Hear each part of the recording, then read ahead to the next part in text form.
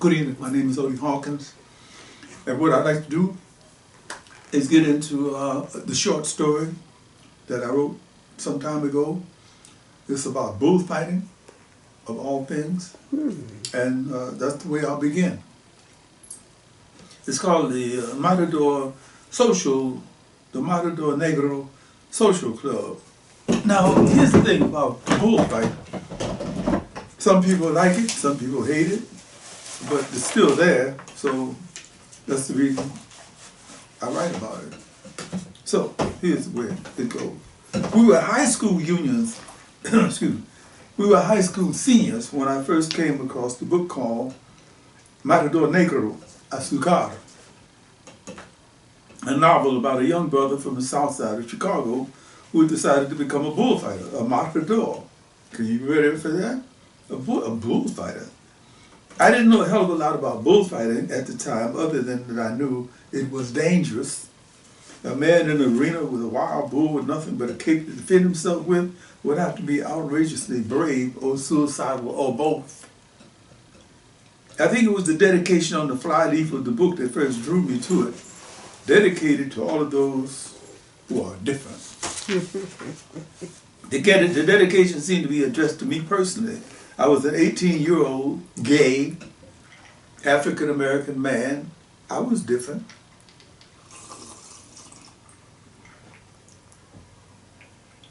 It wasn't like I was catching a lot of grief from my parents or the people in our high school. They were all quite cool about me, about my sexual orientation. But to a lot of others, I was a sissy, a queen, a queer. You know, the kind of trash that homophobic idiots toss at gays. Matador Negro, the book, got me interested in the art of bullfighting.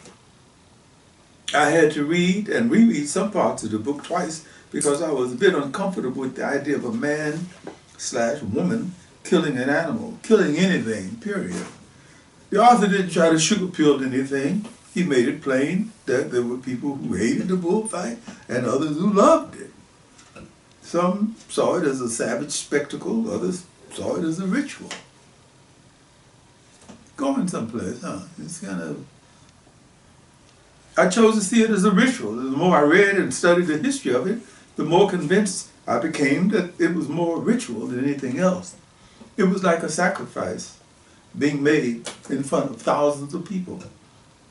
And the bullfight, the bullfighter, the killer of the sacrifice, the matador, was a priest, in a manner of speaking. The plus side of being a priest, this matador, was that he got a chance to dress up in his fabulous costume. There was no pictures of the bullfighters in Matador Negro, so I didn't see photos of them until a week after I read the book. I can still remember this hot flash that traveled up my back as I looked at the photos of these absolutely gorgeous guys dressed in these gorgeous costumes. What they call their suit of lights. I felt I had to have one of these suits of lights, or one of the matadors, or both. I was not going to be fussy, whichever came first. Okay, come out from under your cover, sort of Salena-Hawkins, and face the truth. You didn't expect this to be about a gay bullfighter, huh? No. Or a bullfight lover. I did not. I mean, a bullfight lover. No, I did not. Going right along. Full of surprises, okay. Nora Flynn.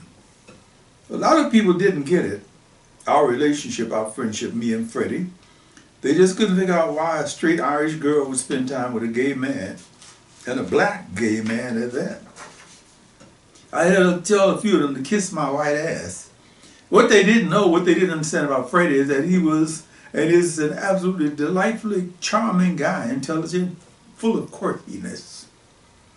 It wasn't about any boyfriend, girlfriend stuff, it was about shared interests. I'm proud to say I was the one who opened the door on country and western music for him. Nora, this stuff is fabulous. Fabulous. I just love the stories you people tell in this music. And Garth Brooks, super fat. So,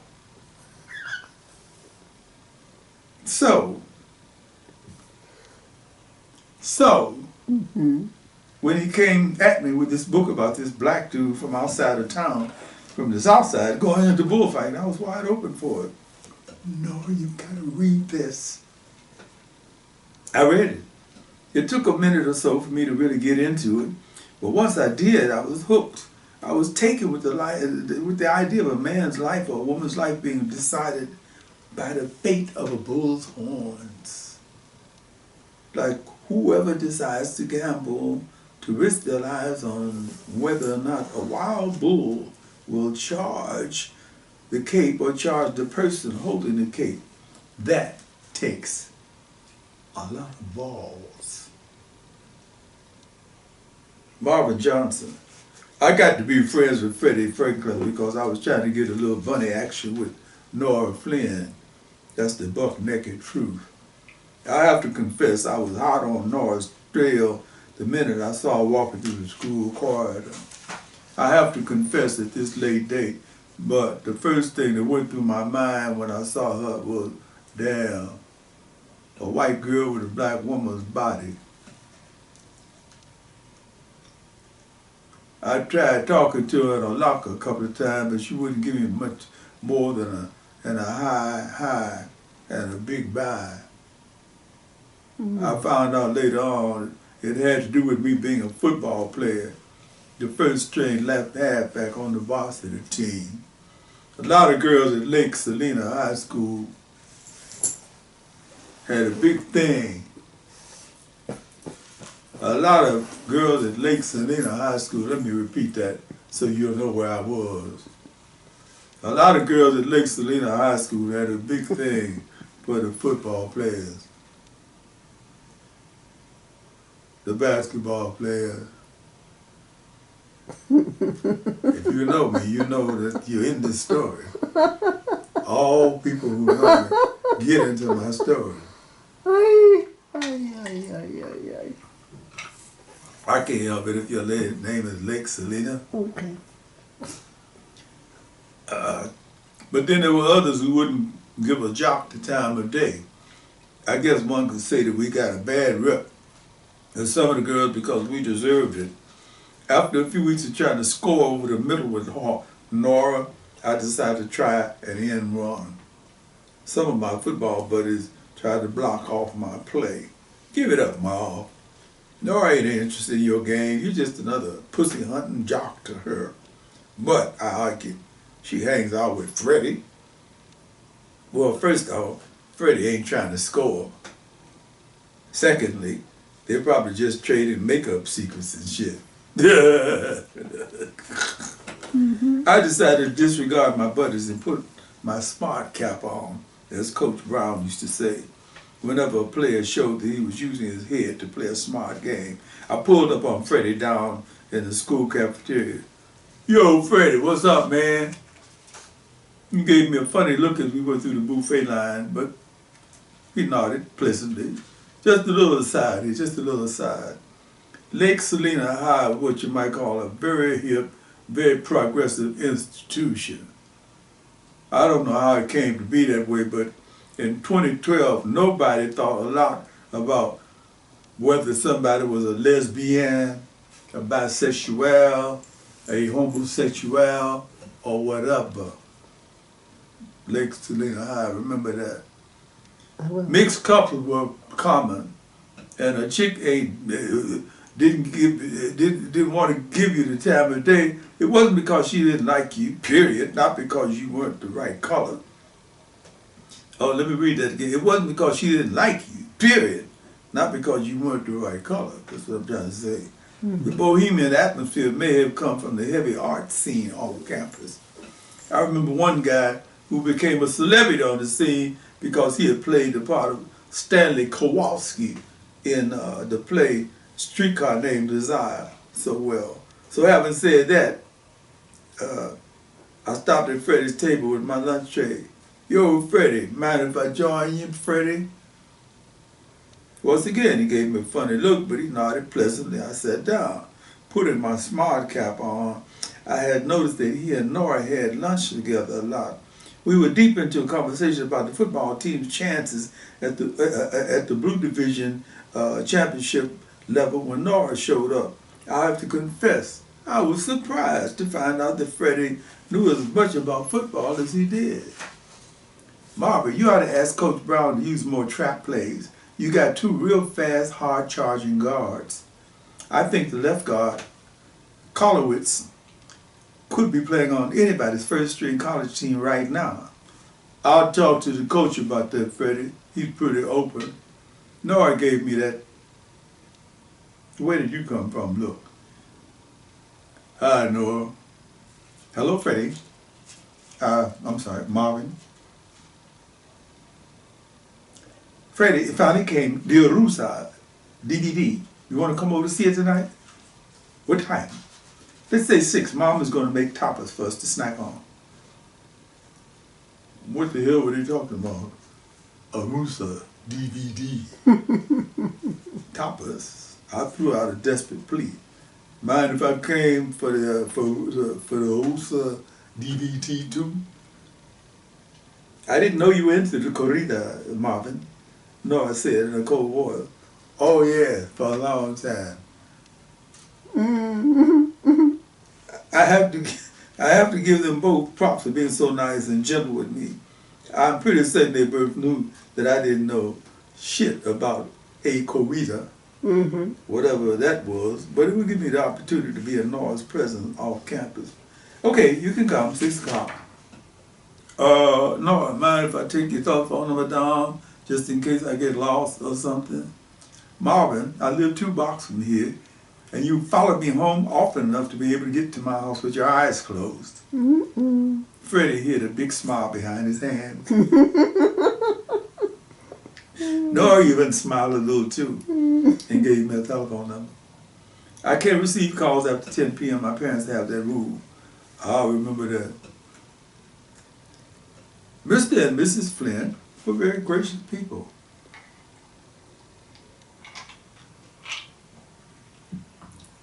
Mr. Flynn smoked a pipe and had something to do in his basement workshop. He shook hands with me and Freddie and disappeared in a cloud of mellow smoke.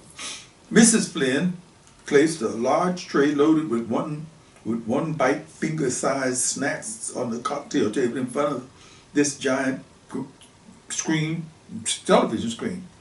One of the first big I'd seen. Enjoy yourself, guys, she said over her shoulder. She disappeared out on the corridor. I have papers to grade. She's a school teacher. This is the first time I had ever seen a bullfight, and when it finally came to an end, I really didn't know what to think. Nora and Freddie were really into the whole thing, excited about what they'd seen. I don't believe anyone could profile a Veronica like Arusa. That man had temple. I gobbled up tapas as Nora and Freddie discussed the 3 men who had fought the bulls. Manuel Capetillo was a master with the muleta. Too bad he had to be on the same program with Arusa. And poor Joselito Huerta. He would have to have the bad luck to be in the ring with Arusa and Capetillo.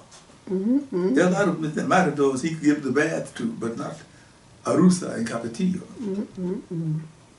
I have to tell you honestly, I really liked what I saw, I really did. It would be hard to explain why right now, because there seems to be so many layers, so many nuances in the whole thing. They both looked pleased with my answer. Yeah, you're right, Mark. The corrida is not the easiest thing to get into. Yeah, well, anything I could read that would help me understand this a little better. Matador Negro, Azucar, they both said. I'll check it out. So that's the way it started for me. Or should I say, that's the way it started for us, for me and Nora. It only took 2 more visits to her pad to see the life of Luis Procuna and the death of Manolete for me to push that wham, bam, thank you, ma'am stuff off to one side. Got deeper in my mind than that. I mean, you know. By the time we got to graduation, we were talking about college, marriage, kids, a life together. But in the interim between high school and college, we had decided to spend a bullfight season in Spain. That's how the Matador Negro Social Club started, with Freddie, Nora, and myself as the founders. Toshiko Akiyoshi. Toshiko Akiyoshi. I guess it was only natural that I would be drawn into the Matador Negro Social Club. It had to do with my interest in flamenco music. I would never be able to explain how it came about, really. All I can say is that I was in the downtown library one afternoon doing research on a paper on Sufi music when I pulled this CD out, Flamenco, La Niña de los Pienes. The loose translation would be the baby with hairpins. Actually, a woman with the high combs that some of the Spanish women wear when they put on traditional gowns and stuff. I went into a booth, put the earphones on, and got taken away. Taken away. I had heard snatches and bits of flamenco before. As a musicologist, it was unavoidable that I'd heard some flamenco, but I had never been exposed to this level of intensity, to this level of passion and fire. La Niña de las Penas was my introduction to the core of Spanish gypsy flamenco.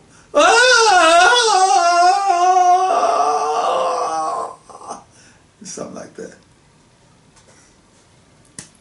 And when you say, you didn't know what the story was about. No, I didn't. No, I didn't. You didn't know there was a lot of intensity in it, did you? No, I didn't realize it. My goodness.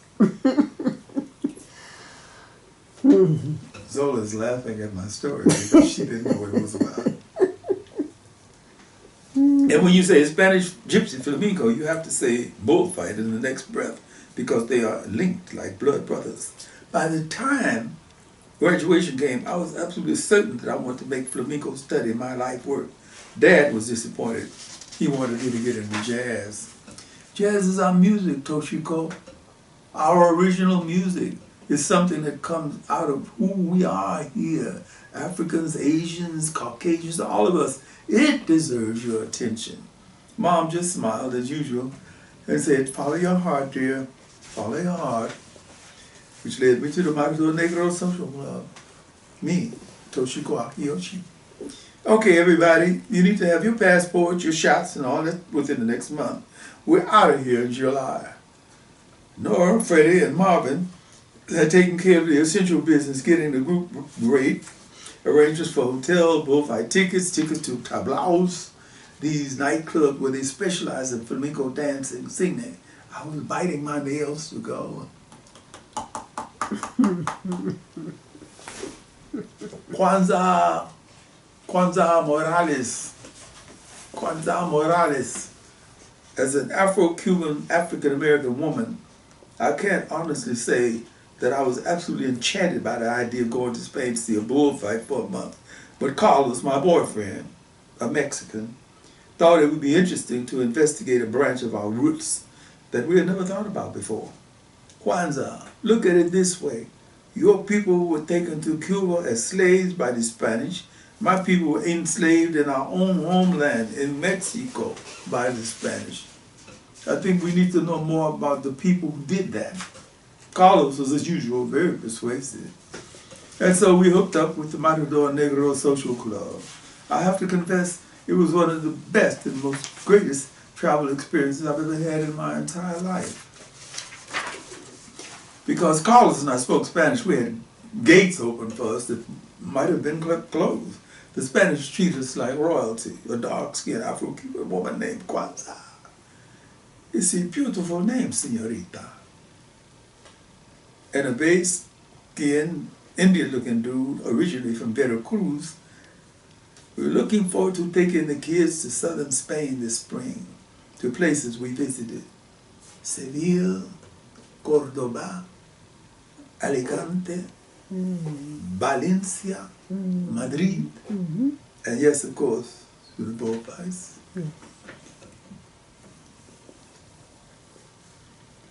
Justin Powell. I was, how can I put it, I was somewhat ambivalent about the idea of going to Spain to check out the bullfights.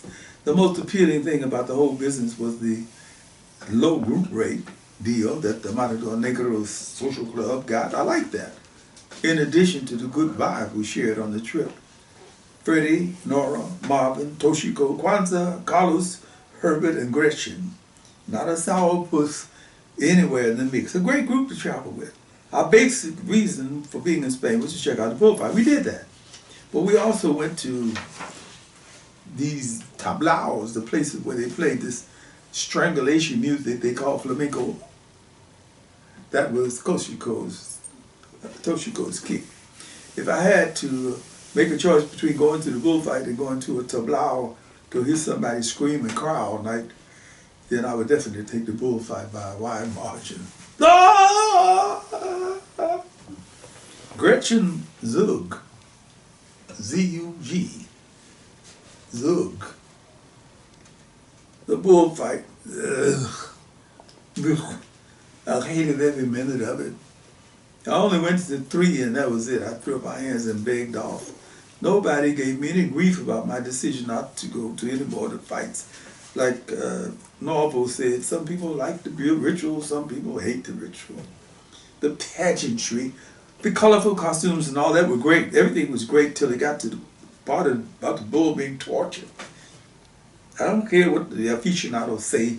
I don't care how beautifully they talk and write about this stuff. All I could see was a poor animal down in the arena, blooded by men jabbing spears into his neck and forcing him to chase a stupid piece of cloth. No, I didn't like the bullfights, but I love Spain. I love the vibe, the food, the wine drinking, the hip way people say live their lives. It makes so much sense to have a 2.5-hour siesta in the middle of the afternoon, for example, from 2 o'clock to 4 o'clock, nap time.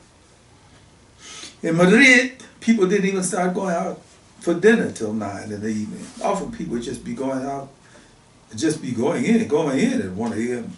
But it was cool because they knew that they would have an opportunity to take a nap from 2 to 4 the following day. The Spanish bullfight wasn't a big hit with me, but the Spanish people were warm and wonderful. It may have had something to do with the fact that I am a natural blonde Swiss American. Zug.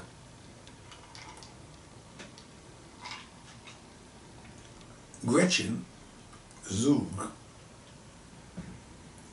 I filed away 6 marriage proposals during the time we were there. All this happened 10 years ago, and I'm still exchanging emails with Antonio, Mondo, and Juan. Looks like I owe myself another trip to Spain, a place where men are not afraid to be men, where men have balls, but please, no bullfights. Herbert Harris. I've been in Alicante since 2010.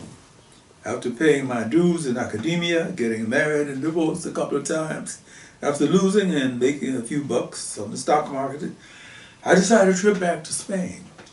I could give a bunch of reasons why I decided to expatriate myself, that is, as an expatriate. And the bullfight would be way down on the list. Let's just say I found a place in this world, on this planet, that suited my temperament.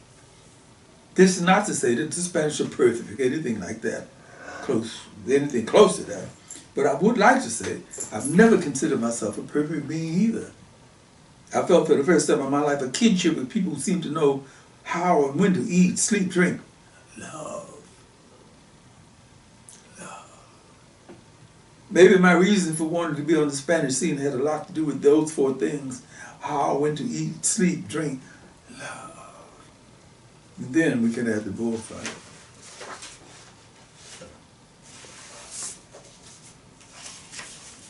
And that's the end of the story. Wow. What a roller coaster. The bullfight should end with a very quick, merciful kill. Yes, indeed. Well, that was quite a surprise. Indeed. Yes, indeed. And a very enjoyable one. Thank you so much. Typed it, so you know more about it than I do. You wrote it. What came first, I chicken or the egg? Threw away somewhere until up till now. Okay. But that's in line with the program of this year, which is to just simply do small pieces. Well, I like the acceptance of individuals, that people having different opinions, but yet being accepted. Okay, not all the same, but the uniqueness was special. We don't have to be. I mean, people say it more often than ever. Mm-hmm. We don't have to be disagreeable to disagree. Right. We can disagree without being disagreeable. To agree to disagree, and it's okay. Agree to disagree. I mean, what's wrong with that? What's the matter? What's going on here? I have no idea. Though I do know your website is www.odiehawkins.com. Hey, get into it. See you tomorrow night. This.